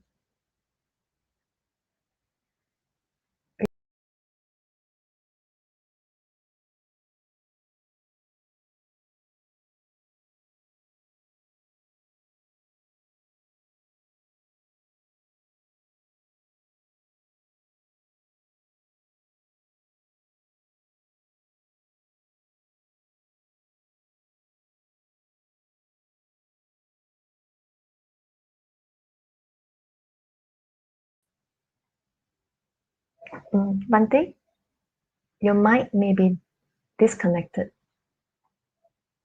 Could you try again? Could not hear you, Bante.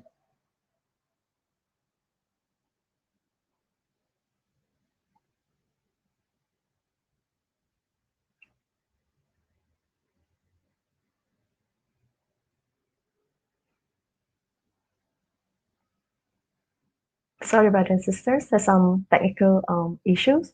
Bante will be back in a bit, okay? Meanwhile, stay patient. Thank you.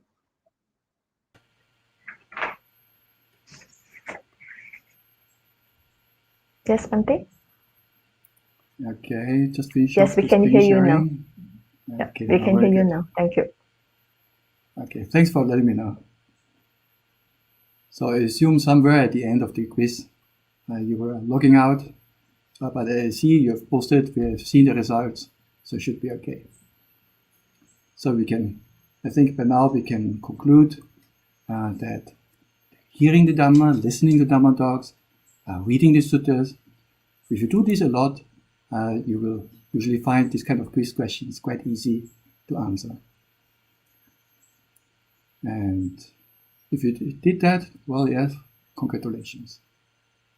Either way, reading and listening to Dhamma, especially the suttas, provides us with the tools and perspectives that we actually need to live our lives not only to the fullest, but also skillfully and meaningfully. But we must not stop there. Some people, they just learn a lot, study, and then that's it. No, we must not stop there. The knowledge that we gain by reading and listening needs to be put into practice, in meditation as well as in our daily lives.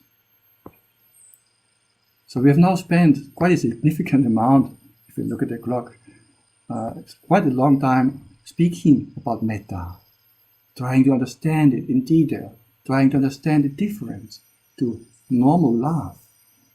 But there's one thing which we haven't done yet. We haven't yet put it into practice. So I think we still have, well, it's up to you whether you want to stay, but those who are still interested, now is the time to put it into practice. I would like to invite all of you to do this together, by listening and chanting along with me some verses from the Karaniya Metta Sutta in Pali and English. And I trust that everyone memorizes the entire Karaniya Metta Sutta in Pali, right? No? And no worries. We've prepared a recording where you can just chant along while reading the text from the screen. Just like when you go to a karaoke bar, Just imagine we are here like a karaoke bar full of people chanting the Metta Sutta. How wonderful. And the most important thing during this practice will be not that you hit the right note at every syllable, nor that the 100% exact Pali pronunciation, but to open our hearts and radiate loving kindness and empathy toward all beings while reciting these verses.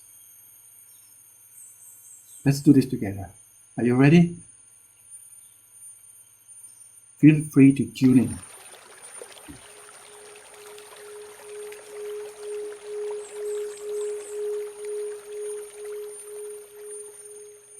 Sukhino va khemino hontu, Sukhino va khemino hontu, Sukhino va khemino hontu, Sattva satta bhavantu sukhitatta, Well and secure may all beings be. Well and secure may all beings be. Well and secure may all beings be. May all beings be happy at heart. Sukhino va khemino hontu. Sukhino va khemino hontu. Sukhino va khemino hontu. Sappa satta bhavantu sukhitatta.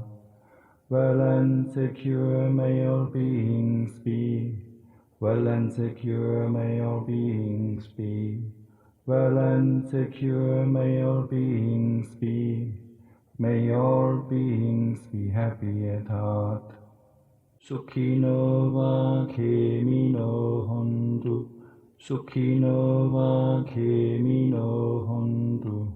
Sukhino va khemino hontu. Sappa satta bhavantu sukhitatta. Well and secure may all beings be. Well and secure may all beings be.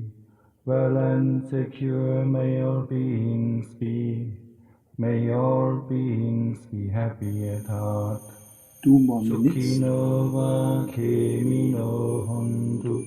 Sukhino va khemino hontu. Sukhino va khemino hontu. Sappa satta bhavantu sukhitatta. Well and secure may all beings be. Well and secure may all beings be. Well and secure may all beings be. May all beings be happy at heart. Sukhino va khemino hontu. Sukhino va khemino hontu. Sukhino va khemino hontu. Sappa satta bhavantu sukhitatta. Well and secure may all beings be. Well and secure may all beings be. Well and secure may all beings be. May all beings be happy at heart. Sukhino va khemino hontu. Sukhino va khemino hontu. Sukhino va khemino hontu. Sappa satta bhavantu sukhitatta. Well and secure may all beings be. Well and secure may all beings be. Well and secure may all beings be. May all beings be happy at heart. Sukhino va khemino hontu. Sukhino va khemino hontu. Sukhino va khemino hontu. Sappa satta bhavantu sukhitatta. Well and secure may all beings be. Well and secure may all beings be. Well and secure may all beings be. May all beings be happy at heart. Sukhino va khemino hontu. Sukhino va khemino hontu. Sukhino va khemino hontu. Sappa satta bhavantu sukhitatta. Well and secure may all beings be. Well and secure may all beings be. Well and secure may all beings be. May all beings be happy at heart.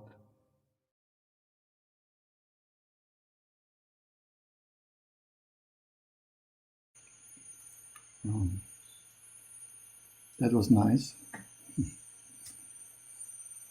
So this is an easy way, you wait for something, waiting for the bus, public transport, for dentist, any fun activity like this. You can always come back to this metta chant, and this will make the mind wholesome. And if you do this a few times a day, the heart opens up and you feel the connection with beings. And you feel like being one, almost like being part of one big whole. And the way we interact with each other is very different. And the mind is supercharged with metta or not. It's a big difference. One thing that I like to do when I walk, in terms of metta practice, sometimes I imagine myself like a radar station. Like at the army, they have or military, they have the radar. And then you see whenever an airplane or a ship comes close to your area. So sometimes I imagine myself I'm like a radar station, and any person or being who comes into my close area, I will shoot my metta, I will beam my metta towards that person. For example, if I walk down the hill from SPS towards Taiping, collecting alms food, then on the way down, any person I meet, I try not to miss anyone. So, because I'm like a radar station, so I have to catch everyone and send metta to him or her. This includes also, the small animals, like the ants, insects. So you don't want to miss anyone. Sometimes it can be quite busy, especially if you walk close to a main road. So even cars driving by, motorbikes. So you can gamify it a little bit, this way make it interesting maybe. So anyway, this is for walking and for doing things. Whereas the metta chant, that can be done in any posture. I know that some people often request that chant, or how can we listen to that afterwards? Maybe somebody can post the link on as a comment later, and then you can, if you want, you can listen to it again and again. It has been uploaded also to YouTube. So I think we have talked a lot, practiced a lot, and I think it's getting late and we should slowly come to an end of my talk. And I would like to summarize quickly some of the topics that we have covered throughout this session. So thinking back, remember, we're speaking about the difference between loving kindness and ordinary love.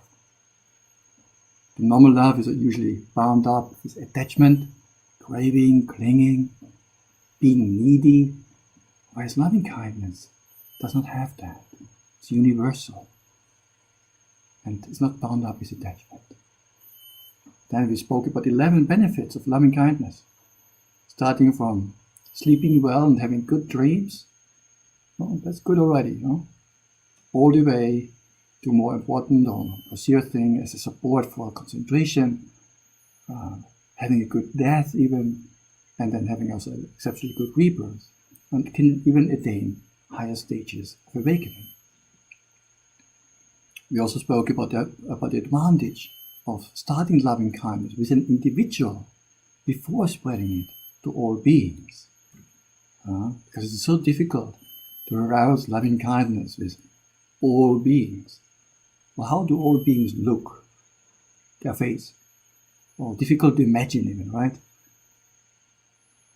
So, starting with an individual, could be a dear person, somebody you like, and then generating the loving kindness, making it really strong, and then sharing it towards all beings. That can be very advantageous. We also learned about mirror neurons,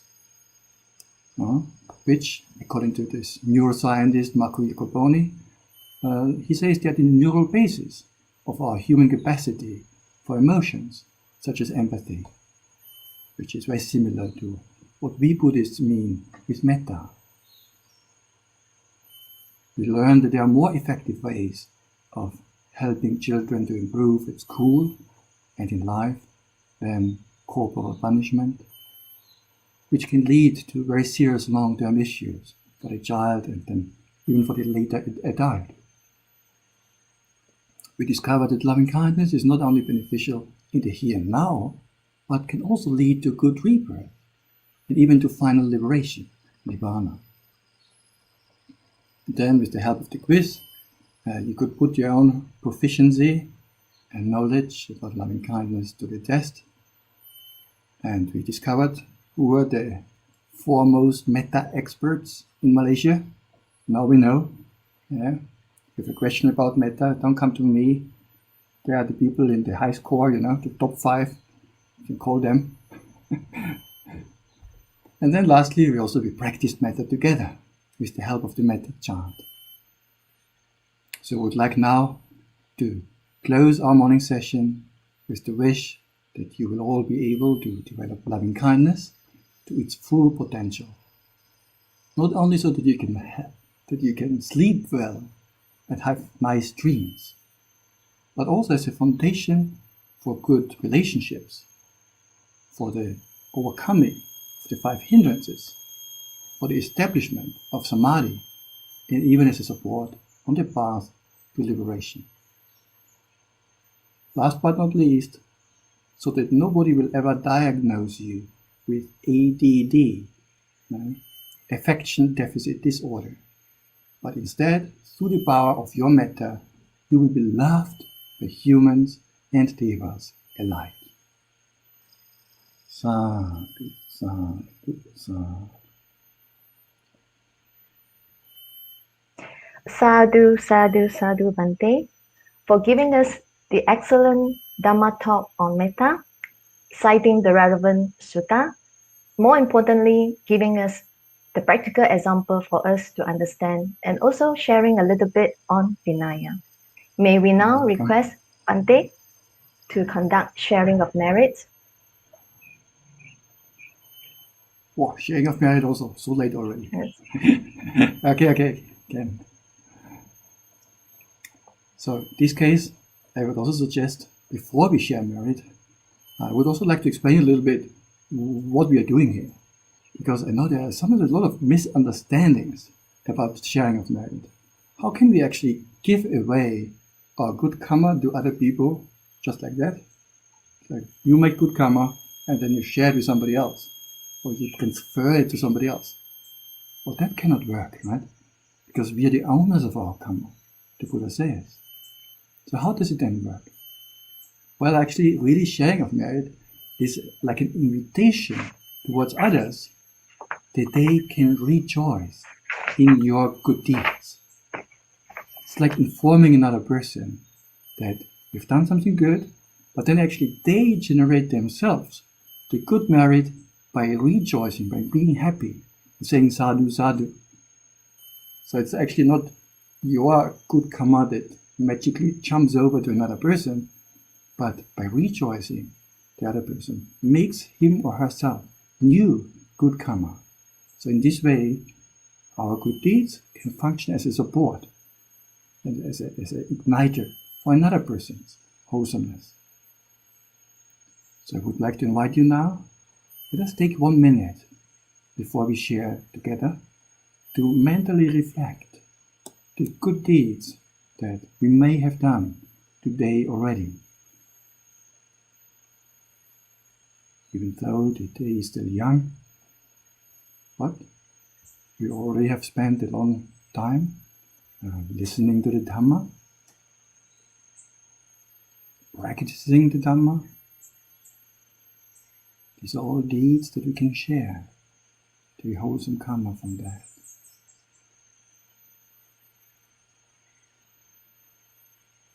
Maybe you've been preparing a meal already today, for breakfast, not just for yourself, maybe also for family members.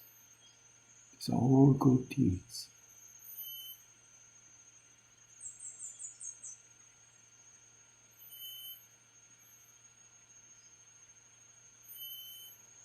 Even small things, like opening or holding the door open for someone who walks in afterwards.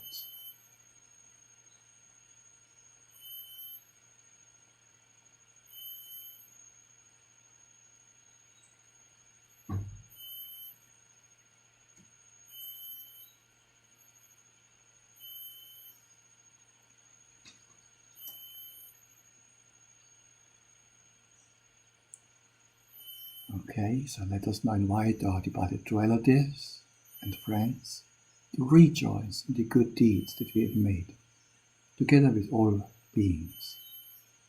Let us recite together the following verses. You can read them from the screen and we can do another karaoke session. Let us recite together. Idang me nyatinang hotu sukhita hontu nyatayo. Idang no nyatinang hotu sukhita hontu nyatayo. Idang vo nyatinang hotu sukhita hontu nyatayo. Ettavata cha amhi sampatang punya sampadang sabbi satta anumodantu sabba sampatti siddhya. And lastly, let us also make an aspiration towards Nibbana, so that the good karma will also support us on the path to liberation. Please repeat after me. Idang me punyang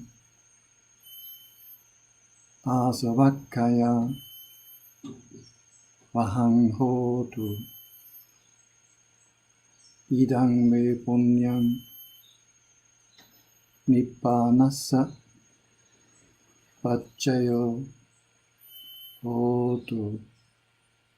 Sadhu, sadhu, sadhu. Thank you, Bhante. Okay, welcome. Dear brothers and sisters, thank you for spending your Sunday morning with us. And we hope you will have by now deepened your understanding on Metta and be able to put them into practice. So do follow us on SBS Facebook or our website for the next event. Until we see you again, take care and stay safe with Metta.